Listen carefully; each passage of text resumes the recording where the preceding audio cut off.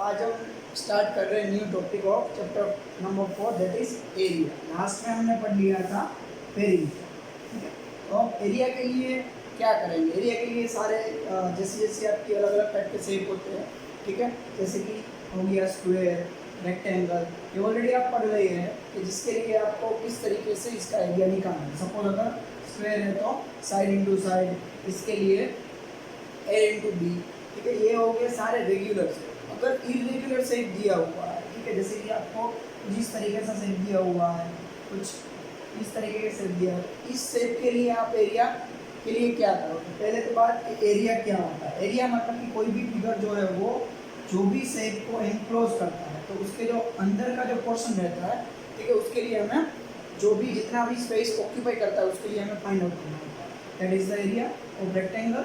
Similarly ये जो figure आपको दिया हुआ है इरेगुलर से, उसके लिए जो ये फिगर जो है जो भी कवर करता है, जो भी पोर्शन को एनक्लोज करता है, उसको हम बोलेंगे एरिया। तो ये हो गए रेगुलर और ये हो गए इरेगुलर। इरेगुलर शेप के लिए यहाँ पर आपको एक प्रैक्टिस के लिए एक एक्सरसाइज दिया है, जिसके लिए यहाँ पर उसी हिसाब से फिगर ड्रॉ करना पॉसिबल नहीं है। आपको उसी को टेक्स्ट बुक में, ठीक है, समझ कर उसको आपको फेयरबुक में अप्लाई नहीं करना है। फेयरबुक में सिर्फ आपको क्वेश्चन नंबर और उसके फॉर्मूला से आपको उसका आंसर निकालना है। फिगर ड्रॉ करने की जरूरत नहीं है, क्योंकि वो फिगर ड्रॉ करना पॉसिबल नहीं है। मैं यहाँ पर एक एग्जांपल के थ्रू पूरी एक्सरसाइज समझा देता हूँ, आप किस हिसाब से करना है वो, ठीक है। और बाद में हम स्टार्ट करेंगे इमीडिएटली एक्सरसाइज 4C।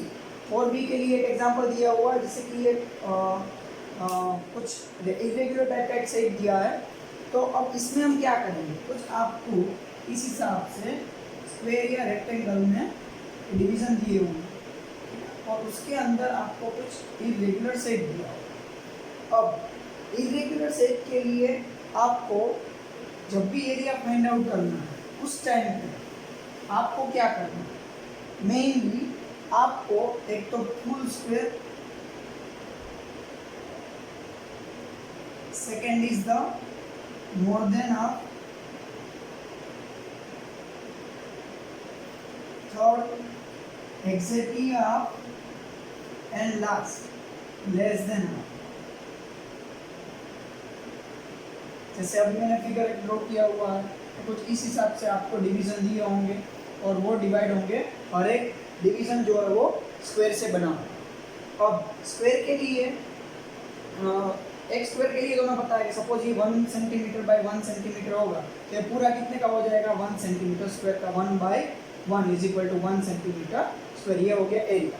इसी हिसाब से अगर पूरा मुझे एरिया ढूंढना है, तो हमें हर एक स्क्वायर जो है उसको काउंट करके ऐड कर देना है, ठीक है। तो हमें पता चल जाएगा ये पूरा जो है वो ऑक्यूपाई किससे होता है। अब उसके अंदर आपको कुछ इस हिसाब से इरेगुलर शेप देना है।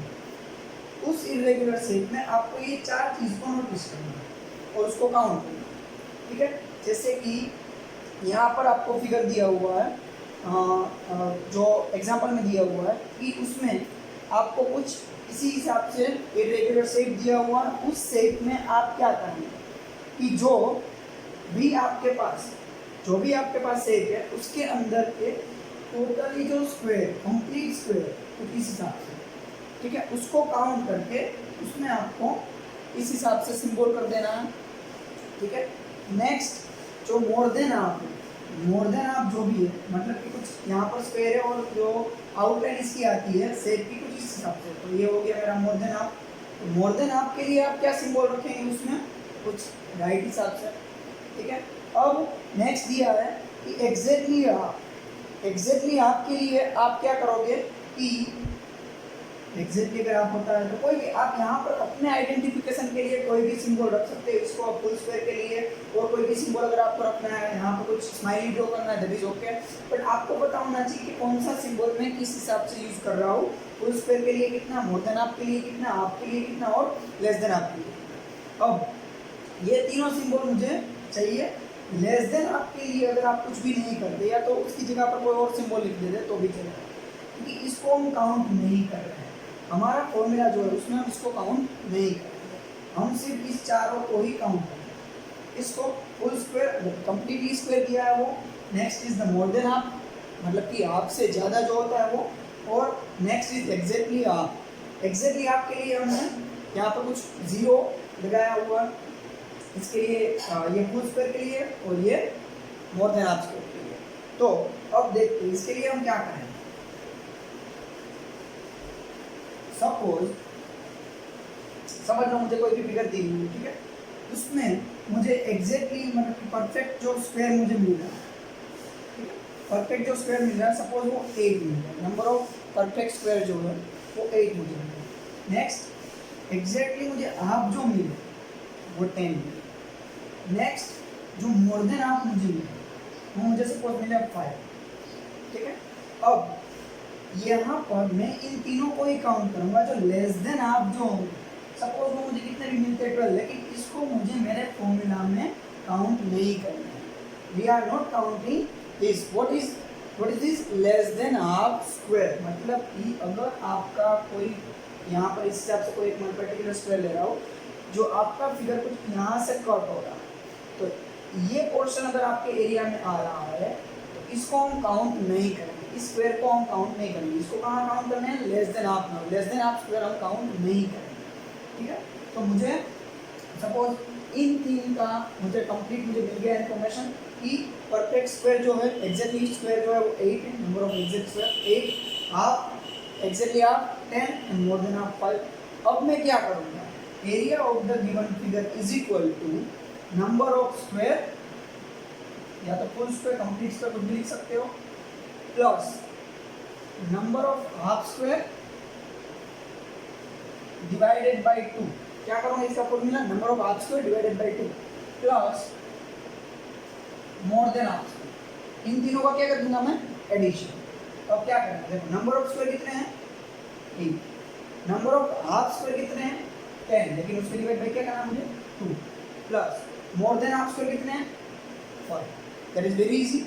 अब क्या करेंगे इनका कंप्लीट सॉल्यूशन, तो ये हो गया 8, फर्स्ट डिवीजन फॉलो करेंगे 10 डिवाइड बाय 2, सो 5 अगेन 5। बस आपको क्या करना है, इन तीनों का एडिशन, 5 + 5 10 + 8 18। अगर ये हमने सेंटीमीटर में लिया है तो आंसर आएगा सेंटीमीटर स्क्वायर। एरिया का unit always centimetre into centimetre, centimetre square, या तो metre into metre, metre square, square में ही रहेगा, ठीक है। यहाँ पर पेरीमीटर नहीं है, that's why it is not only a centimetre and metre, यहाँ पर रहेगा centimetre square and metre square. तो इसी हिसाब से आपको जो भी question number 1 and question number 2 जो दिए है, यहाँ पर उसके एग्जैक्टली उसी के जैसी फिगर ड्रॉ करना पॉसिबल नहीं है। तो आप उसके लिए क्या करोगे, मैंने जो यहाँ पर फॉर्मूला दिया है उस फॉर्मूला का यूज़ करोगे। फिगर आप भी ड्रॉ नहीं कर सकते फिर बुक में, तो ट्राई मत करना। आप क्या करना, सिर्फ और सिर्फ 4, सपोज मैं यहाँ दिखा दूँ आपको किस हिसाब से करना है, ठीक है। अब यहाँ पर सपोज मैं क्वेश्चन नंबर 1 को सोल्व करता हूँ। क्वेश्चन नंबर 1 जो है उसके लिए मैं क्या करूँगा, पहले यहाँ पर डेटा फॉर्म कर लूँगा कि डेटा मुझे क्या दिया हुआ है। डेटा में क्या क्या लिखेंगे, तो परफेक्ट जो भी स्क्वायर है वो, next is exactly half and more than half, ये हो गया। इसके बाद ये इन्फॉर्मेशन हो गई, उसके बाद हम क्या करेंगे, area is equal to exactly जो हमारा स्क्वायर नंबर ऑफ स्क्वायर मिले वो plus number of half square divided by 2 plus exactly half square divided by 2 plus more than half. ये तीनों का हम लास्ट में क्या कर देंगे, एडिशन, वो हमारा आंसर। इसी हिसाब से जो भी आपको यहाँ पर फिगर दी है क्वेश्चन नंबर 1 और 2 में, वो आपको होमवर्क में करना है। अब हम देखते हैं एक्सरसाइज 4C। एक्सरसाइज 4C जो है वो कंप्लीट एरिया के बारे में है। जैसे कि हमने एक्सरसाइज जो 4A ली थी उसमें कंप्लीटली जो भी डेटा हमें दिया हुआ था that is all about perimeter, okay. और पेरीमीटर में हमें क्या करना है, सिर्फ उसकी बाउंड्री को ही काउंट करना है। जो फेंसिंग बोर्ड आते थे, फेंसिंग करना किसी भी फील्ड का, that is all related to the perimeter. अब हम यहाँ पर देखते हैं कि ओके, तो इसके लिए यहाँ पर आपके स्टैंडर्ड के अकॉर्डिंग हमें सिर्फ और सिर्फ 2 ही टाइप के सम यहाँ पर अभी के लिए सीखने हैं। अगर आप 7th में जाओगे तो वहाँ पर ट्रायंगल, पैरेललोग्राम कई सारे आएंगे। अभी के लिए स्क्वायर एंड रेक्टेंगल। जो एक्सरसाइज 4B थी वो प्रैक्टिकली हम किस हिसाब से, अगर इरेगुलर शेप दिया होता है तो एरिया निकालेंगे, उसके रिलेटेड था। अब यहाँ पर रेगुलर शेप जो आपके स्क्वायर एंड रेक्टेंगल है उसके लिए ऑलरेडी आप लोअर स्टैंडर्ड से पढ़ते आ रहे हो, 4th से और 3rd से, कि जब भी कोई स्क्वायर होता है उसकी साइड बाय साइड अगर हम करेंगे, ठीक है, एरिया इज इक्वल क्या हो जाएगा मुझे, साइड इंटू साइड, ये हो गया एरिया। और रेक्टेंगल के लिए क्या होगा, रेक्टेंगल के लिए एल इंटू बी, ये हो गया उसका एरिया। तो इसी फॉर्मूला का यूज करके हम सारे के सारे सम जो है वो करने वाले हैं। तो suppose 4B exercise 4C start करने से पहले थोड़े बहुत यहाँ पर इंपॉर्टेंट एग्जांपल्स आपको दिए हुए हैं, उसको हम सॉल्व कर लेते हैं। तो यहाँ पर फर्स्ट एग्जांपल ले रहे हैं, example number 1, that is given like that the length and the breadth of the 3 rectangles are given below. मतलब 3 डिफरेंट टाइप के रेक्टेंगल्स है, उसमें से हम कोई भी एक रेक्टेंगल को सॉल्व करते हैं। उसमें सपोज मैं फर्स्ट ले रहा हूँ, उसमें ए दिया हुआ है, 3 रेक्टेंगल का लेंथ एंड ब्रेथ दिया हुआ है। Find which rectangle has greatest area and which as a least. मतलब तीनों में से तीनों को ही करना पड़ेगा। यहाँ पर तो 9 metre and 6 metre, B is given like that 17 metre and 3 metre, C is given like that 14 metre and 4 meter. That is the length and the breadth of the 3 different type of rectangle. तो अब क्या करेंगे, suppose हम first rectangle के लिए कर रहे हैं, ठीक है। तो यहाँ पर आप अच्छी तरीके से इन्फॉर्म कर दो कि that is about the first rectangle. उसके लिए एरिया क्या होगा, area is equal to length into breadth. यहाँ पर क्या आंसर आएगा मेरा 9 इंटू 6, 9 6 जा 54। अगर यहाँ पर दोनों मीटर दिए, मेरा आंसर आएगा मीटर स्क्वायर। मीटर स्क्वायर क्यों हो रहा है, बिकॉज लेंथ एंड ब्रेथ को हम क्या करते हैं, मल्टीप्लाई।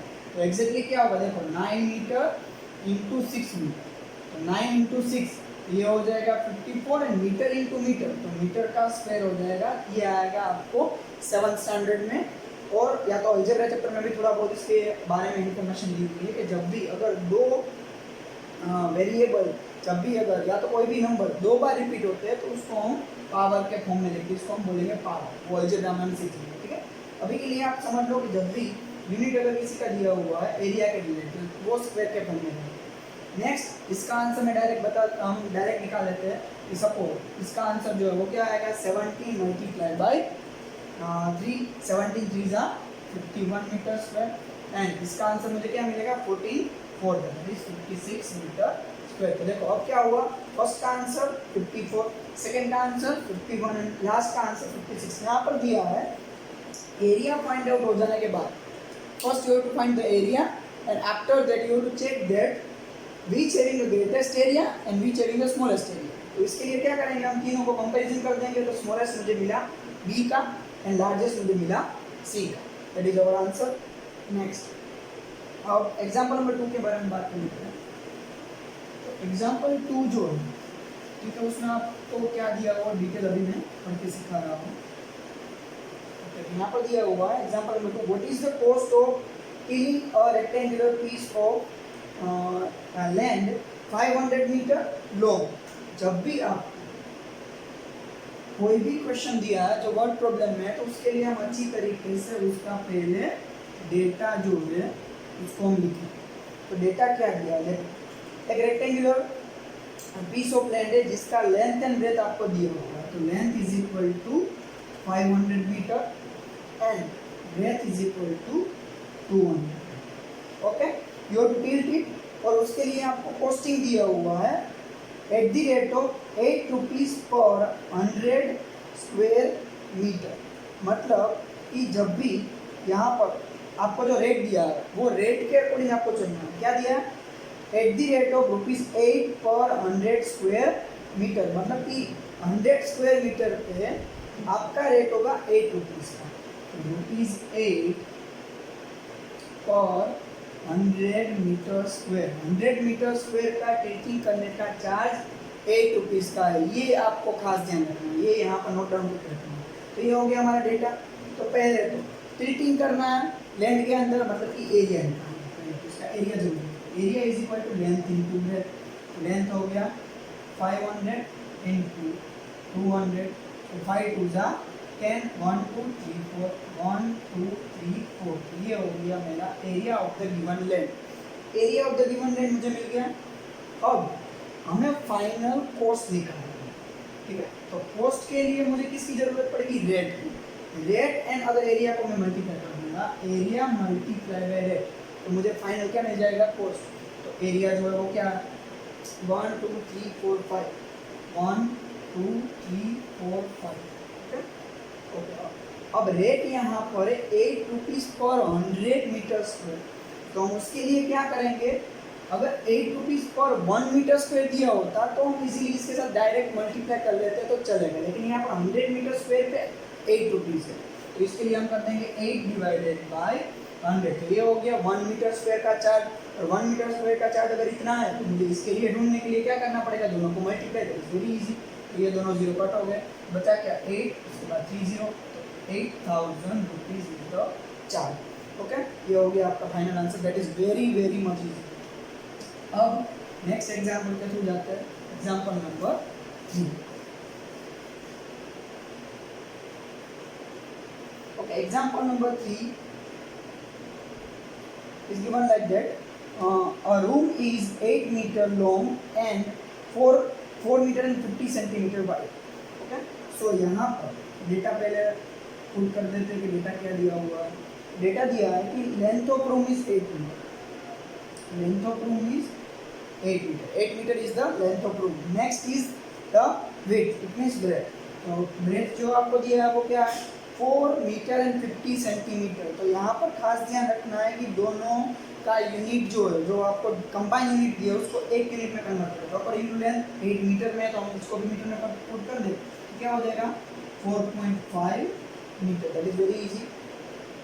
अब 4.50 लिखो तो भी चलेगा, या जीरो लास्ट में नहीं लिखोगे तो भी चलेगा। How many square metre of carpet is needed to cover the floor of the room. तो मुझे अगर इस रूम का फ्लोर को मुझे अगर कवर करना है तो मुझे कितना कारपेट, कितना मीटर स्क्वायर का कारपेट जो है वो मुझे चाहिए। तो अगर किसी कारपेट कहीं पे फ्लोर के ऊपर हम अगर लगा रहे हैं तो कारपेट कंप्लीटली फ्लोर को कवर कर दे, इसका मतलब मुझे वो फ्लोर का एरिया निकालना है। तो that is very easy, area is equal to length into breadth, length is 8 and that is 4.5। तो it can be written like that 45 divided by 10। यहाँ से कट कर देते हैं, 2 4 जा, 2 5 जा एंड 5 9 जा, सो 9 4 जा 36। तो ये हो गया, इतना मीटर स्क्वायर का मुझे कारपेट लगाना पड़ेगा।